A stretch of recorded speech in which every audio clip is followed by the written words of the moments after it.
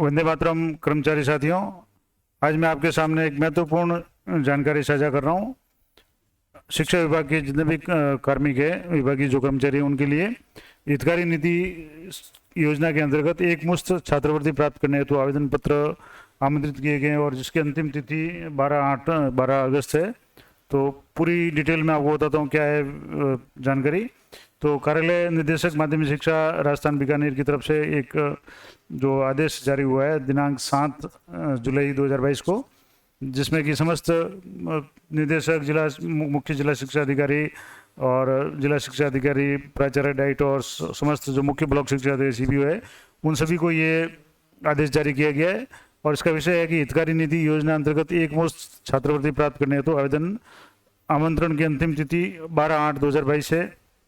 अब इसमें कौन से जो स्टूडेंट है वो आवेदन कर सकते हैं या कौन से कार्मिक है अपने संतानों के या पुत्र पुत्री के लिए आवेदन कर सकते हैं, वो सारी जानकारी इसमें दी हुई है। तो मैं आपको थोड़ा इसको विस्तार से बताता हूँ। हितकारी निधि माध्यमिक और प्रारंभिक शिक्षा राजस्थान बीकानेर के विभागीय कार्मिक, ये किसके लिए आप एक बार और गौर से सुन लें। विभागीय कार्मिक जो सेवा में कार्यरत है संस्कृत शिक्षा विभाग में कार्यरत कार्मिकों को छोड़कर, यानी संस्कृत शिक्षा विभाग में कार्मिक है उनको छोड़ करके अन्य जो भी शिक्षा विभाग माध्यमिक और प्रारंभिक में कार्यरत है, वो समस्त वर्ग के कर्मचारियों और अधिकारियों दोनों इसमें शामिल है कि पुत्र पुत्री के माध्यमिक शिक्षा बोर्ड राजस्थान अजमेर द्वारा आयोजित कक्षा 10 की परीक्षा में 70% या अधिक अंक प्राप्त किए हैं। अगर आपके बेटे या बेटी ने, पुत्र पुत्री ने माध्यमिक शिक्षा बोर्ड की जो विगत जो परीक्षा हुई थी उसमें 70% से ज़्यादा अंक प्राप्त किए हैं, तो प्रति छात्र या छात्रा को 11,000 रुपये एक मुश्त छात्रवृत्ति के रूप में आवेदन पत्र आमंत्रित किए जाते हैं। अब इसके लिए ये सहायता है हितकारी निधि के 2018-19 से नियमित अंशदाता को दी होगी। शर्त ये है कि आप जो भी कार्मिक है, जो भी कर्मचारी है, उनकी 2018-19 से लगातार हितकारी निधि की जो अंशदान है वो नियमित रूप से कटौती होनी चाहिए, क्योंकि उसका जो सर्टिफिकेट वो साथ लगाना पड़ेगा। और योजना का लाभ उन आवेदकों को प्रदान किया जाएगा जिन्होंने सत्र 2022 में परीक्षा उत्तीर्ण, यानी कि अभी जैसे जून में 2022 में रिजल्ट आया है, इस यानी 2022 की जो 10वीं की परीक्षा थी उसमें 70% या अधिक अंक प्राप्त किए, उनको ये जो भी छात्रवृत्ति वो मिलेगी। अब प्रार्थना पत्र भरते समय और संबंधित अधिकारी द्वारा अग्रेसित करते समय निम्न बिंदुओं को ध्यान में रखा जाना है। यानी क्या क्या बिंदु में ध्यान में रखने हैं या क्या आपकी मतलब न्यूनतम जो योग्यता या शर्तें हैं वो है कि पहली तो है कि योजना अंतर्गत शिक्षा विभागीय कार्मिक के पुत्र पुत्री द्वारा माध्यमिक शिक्षा बोर्ड राजस्थान अजमेर द्वारा आयोजित 10वीं की परीक्षा राजकीय विद्यालय में अध्ययन करते हुए वो उत्तीर्ण की हो। पहला कि आपके पुत्र या पुत्री ने जो 10वीं की परीक्षा उत्तीर्ण की है और कम से कम 70% जो उत्तीर्ण की है वो सरकारी स्कूल से होनी चाहिए। किसी निजी स्कूल की अगर 10वीं उत्तीर्ण है तो वो मान्य नहीं होगी। पहला पॉइंट या पहली शर्त है। दूसरा, विभागीय कार्मिक के पुत्र या पुत्री द्वारा 70% या अधिक अंक प्राप्त किए हो तभी वो पात्र होगा, यानी कम से कम न्यूनतम 70% अंक 10वीं में अनिवार्य है। तीसरा, इस योजना के अंतर्गत 950 छात्र छात्राओं जो 10वीं पास कर चुके हैं और 50 छात्र छात्राएं वरिष्ठ उपाध्याय संस्कृत के उत्तीर्ण हो को दे होगी, यानी 950 यानी 1000 छात्र छात्राओं को ये छात्रवृत्ति मिलेगी, जिसमें से 950 छात्र छात्राएं वो सामान्य जो 10वीं है वो उत्तीर्ण हो और जो 50 छात्र छात्राएं वो वरिष्ठ उपाध्याय संस्कृत से उत्तीर्ण हो उनको दी होगी। और प्राप्तांक का जो आधार है वो राजस्थान माध्यमिक शिक्षा बोर्ड 10वीं के प्राप्तांक होंगे, यानी 10वीं की जो भी मार्क्स है वो होंगे। और टॉप 1000 छात्र छात्राओं को ये राशि प्रदान की जाएगी, यानी 950 + 50 कुल 1000 छात्र छात्राओं को ये राशि दी जाएगी। और इसके लिए मेरिट बनेगी। तो फॉर्म अप्लाई करने के बाद में जिसके भी अधिक परसेंट होंगे और जो निर्धारित जो भी अन्य जो शर्तें पूरी करेगा उसे ये मिलेगी। सहायता राशि है तो एक निर्धारित प्रपत्र जारी किया जा रहा है और प्रार्थना पत्र प्राप्त होने पर मेरिट के अनुसार सूची तैयार कर राशि प्रदान की जाएगी, यानी कि अधिक फॉर्म होंगे 1000 से ज़्यादा तो मेरिट बनेगी और मेरिट के अनुसार जो भी अधिकतम अंकों वाले 950 छात्र छात्राएं हैं उन्हें ये सेकेंडरी के लिए और 50 छात्र छात्राओं को वरिष्ठ अध्यापक उपाध्याय संस्कृत के लिए मिलेगी, यानी कुल 1000 छात्र छात्राओं को ये मिलेगी। अब आवेदन पत्र निर्धारित प्रारूप में संबंधित अधिकारी से अग्रेसित करवा कर भेजना होगा। जो भी निर्धारित जो प्रोसेस है या जो भी निर्धारित चैनल है उसके अनुसार भेजना पड़ेगा। और इसके लिए और क्या जो आवश्यक चीज़ें हैं कि वित्तीय वर्ष 2018-19 से लेकर के 21-22 तक, 18-19, 19-20 और 20-21 और 21-22 लगातार 4 साल की आपकी जो अंशदान उसमें हितकारी नीति में जो अंशदान है उसकी कटौती है वो शेड्यूल एवं ECS की प्रति आवश्यक रूप से संलग्न करनी है। अब ये कैसे डाउनलोड करेंगे, तो ये आपके पे मैनेजर पे ये आराम से डाउनलोड हो सकती है। अगर आप इस जो हितकारी निधि की शेड्यूल की कटौती आप डाउनलोड करने में कोई समस्या आ रही है, आप डाउनलोड करने की जानकारी प्रोसेस जो चाहते हैं, तो आप मुझे कमेंट करके बताएं, मैं वीडियो बना करके ये बता दूंगा कि किस तरीके से पे मैनेजर से ये जो कटौती के शेड्यूल है हितकारी निधि के और ईसीएस की प्रति है वो कैसे प्राप्त की जाती है, मैं बता दूंगा। और पीडी ऐड के मामले में जहाँ से वेतन आहरित हुआ हो वहाँ से ईसीएस शेड्यूल की प्राप्ति जो प्रति है वो प्राप्त करें और साथ में संलग्न करनी है। और ये कुछ नीचे और निर्देश है, उसके बाद मैं आपको ये फॉर्मेट बताऊंगा। ये जो सहायता राशि है जून 2022 में आए परिणाम में उत्तीर्ण हुए छात्रों पर लागू होगी नहीं, अभी जो लेटेस्ट जो परिणाम 10वीं का वो आया है जून में उसी पे लागू होगी। पुराने सालों के लिए ये विचार नहीं किया जाएगा। और अपूर्ण प्रार्थना पत्र, देरी से प्राप्त प्रार्थना पत्र विचार नहीं किया जाएगा, यानी कि जो भी निर्धारित तिथि है उस तारीख तक आपको ये अनिवार्य रूप से ये फॉर्म में वहाँ पहुँचाना है। और ऐसी स्थिति में अथवा निरस्त प्रार्थना पत्र को अलग से कोई सूचना नहीं दी जाएगी।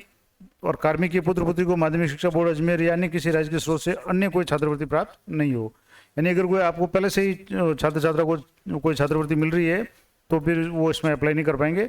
और योजना अंतर्गत स्वीकृत राशि कार्मिक के खाते में ईसीएस के रूप में जमा की जाएगी। इस बाबत अनावश्यक पत्र व्यवहार नहीं किया जाएगा, यानी डायरेक्ट खाते में ये जमा होगी। और संस्था प्रदान अग्रेषण करने वाले अधिकारी उक्त बिंदुओं के बारे में आश्वस्त होने पर, यानी जो ईसीएस के जो हितकारी निधि के ईसीएस शेड्यूल है और हितकारी निधि के शेड्यूल है वो सही हो और कार्मिक जो भी है वो कम से कम 4 साल से स्थायी कर्मचारी हो, तभी उसकी हितकारी निधि की जो कटौती होगी।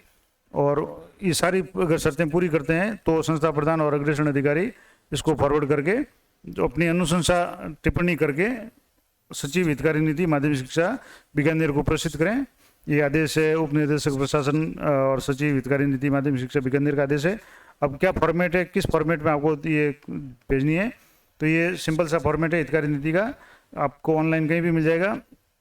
इसमें लिखा हुआ है कि निधि से हितकारी निधि से विभागीय समस्त श्रेणी के कर्मचारियों माध्यमिक और प्रारंभिक के बच्चों के लिए माध्यमिक बोर्ड अजमेर की तरफ से सेकेंडरी और विशिष्ट उपाध्याय में 70% या अधिक अंक प्राप्त करने पर एक मुश्त छात्रवृत्ति योजना का जो प्रार्थना पत्र है इसमें कर्मचारी का नाम लिखना है, कर्मचारी का पद जो भी है, आप तृतीय श्रेणी अध्यापक है या मंत्रालय कर्मचारी है जो भी है, और पदस्थापन जगह लिखनी है, कर्मचारी का स्थायी पता लिखना है, मोबाइल नंबर आपको लिखना है। और हितकारी निधि के ईसीएस के जो शेड्यूल है 2018-19 से लेकर के 21-22 तक के ईसीएस और शेड्यूल की प्रति है वो संलग्न करनी है। एम्प्लॉय आईडी जो आरजे वाली है वो आपको लिखनी है। और छात्र छात्रा का नाम लिखना है जिसके 70% से ऊपर अधिक मार्क्स है और उसका संबंध है, पुत्र है या पुत्री है जो भी है। और छात्र छात्रा जिस विद्यालय में अध्ययन किए हैं उस सेकेंडरी या विशिष्ट उपाध्याय में 70% से अधिक अंक प्राप्त किए उसका नाम, यानी विद्यालय का नाम लिखना है, क्योंकि ये सरकारी स्कूल में पढ़ने वाले जो भी स्टूडेंट है उनको ही दिए होगा। दूसरा, सेकेंडरी माध्यमिक शिक्षा बोर्ड राजस्थान द्वारा जारी सेकेंडरी विशिष्ट उपाध्याय परीक्षा परिणाम की अंक तालिका की प्रमाणित प्रति और प्राप्तांक प्रतिशत, यानी जो मार्क लिस्ट है उसको प्रमाणित करके आपको यहाँ इसके साथ अटैच करना है, संलग्न करना है। और कार्मिक का खाता विवरण यानी बैंक पासबुक है उसके प्रथम पृष्ठ की जो प्रमाणित या तो प्रति लगानी है या निरस्त चेक है वो आपको अकाउंट नंबर कार्मिक का है, क्योंकि ये पैसे कार्मिक के खाते में यानी जो सरकारी कर्मचारी है उसके खाते में जमा होंगे। तो ये उसकी फोटोकॉपी यानी एक या तो साफ पासबुक की मेन पृष्ठ की जिसमें अकाउंट नंबर आईएफएससी कोड स्पष्ट रूप से दर्ज हो, या निरस्त जो चेक है वो आपको उसके साथ लगाना है। और उसके बाद में कर्मचारी खुद पहले तो प्रमाणित करेगा, लिखेगा कि मैं प्रमाणित करता हूँ कि मेरी सर्वोत्तम जानकारी और विश्वास के अनुसार ऊपर दिया गया विवरण बिल्कुल सही है, और इन बिंदुओं में अगर कोई असत्यता पाई जाती है तो हितकारी निधि शिक्षा विभाग बीकानेर मेरे विरुद्ध जो भी उचित समझे कार्रवाई कर सकेगा, मुझे ये स्वीकार्य होगी। यहाँ आपको कर्मचारी के या जो भी कर्मचारी उसका हस्ताक्षर करने हैं। और आवेदन पत्र की क्रम संख्या 1 से 10 तक कोई भी कॉलम खाली नहीं छोड़ना है, क्योंकि सभी अनिवार्य जो कॉलम है तो ये सभी भरने जरूरी है। इसके बाद में प्रार्थना पत्र जिला शिक्षा अधिकारी मुख्यालय या सीबीओ द्वारा अग्रेषित किया जाएगा। तो यहाँ पहले प्रमाणित किया जाता है कि प्रार्थी प्रस्तुत विवरण सही है, प्रार्थना पत्र अध्यक्ष हितकारी निधि को छात्रवृत्ति तो अग्रेषित किया जाता है। यहाँ अग्रेषण करने वाले अधिकारी यानी पहले संस्था प्रधान हस्ताक्षर करेंगे और उनके बिहाफ पे जिला शिक्षा अधिकारी सीबीओ जो है मुख्यालय वो हस्ताक्षर करेंगे। और आपको ये जो भी निर्देश दिया हुआ है बीकानेर ये आपको भेजना है। और वहाँ से जब भी मेरिट बनेगी उसके आधार पे अगर आपके पुत्र पुत्री का नाम अगर इस मेरिट में आता है तो उनको एक मुश्त 11,000 की जो भी छात्रवृत्ति है वो मिलेगी हितकारी निधि के अंतर्गत। तो ये महत्वपूर्ण जानकारी थी, आशा करता हूँ आपके लिए उपयोगी रहेगी। और अगर आप इस दायरे में आते हैं, आपके जो पुत्र पुत्री अगर सरकारी विद्यालय में पढ़ करके जिसने 10वीं उत्तीर्ण की है और अच्छे परसेंटेज हैं, क्योंकि मेरिट बनेगी तो न्यूनतम 70 है लेकिन अधिकतम का नहीं कह नहीं सकते, तो जो भी मेरिट बनेगी उसमें अधिकतम परसेंटेज वाले बच्चे जो भी है उनको ये फ़ायदा मिल सकता है। तो आप ज़रूर अप्लाई करें, और इस संबंध में और कोई जानकारी चाहें तो मुझे कमेंट करके बता सकते हैं। आशा करता हूँ ये जानकारी आपके लिए उपयोगी रहेगी, और इसी तरह के अपडेट और इन्फॉर्मेटिव वीडियो के लिए चैनल पे बने रहें, और वीडियो अच्छा लगे तो उसको ज़्यादा से ज़्यादा शेयर करें अपने साथियों के साथ में, खास करके शिक्षा विभाग के जो भी कार्मिक है उनके साथ में, और चैनल को सब्सक्राइब कर लें ताकि जब भी कोई नया अपडेट होगा, नोटिफिकेशन होगा या और कोई अपडेट होगी, मैं तुरंत चैनल पे दे दूंगा। इसके अलावा कई अपडेट जो होती है वो वीडियो अगर नहीं बनाने की जरूरत नहीं होती तो मैं कम्युनिटी टैब पे दे देता हूँ, तो कम्युनिटी टैब को भी आप निरंतर चेक करते रहें। अधिकांश अपडेट मैं कम्युनिटी टैब पे दे देता हूँ ताकि आपको तुरंत सूचना मिल जाए। तो मिलते हैं नेक्स्ट वीडियो में, तब तक जय हिंद, जय भारत।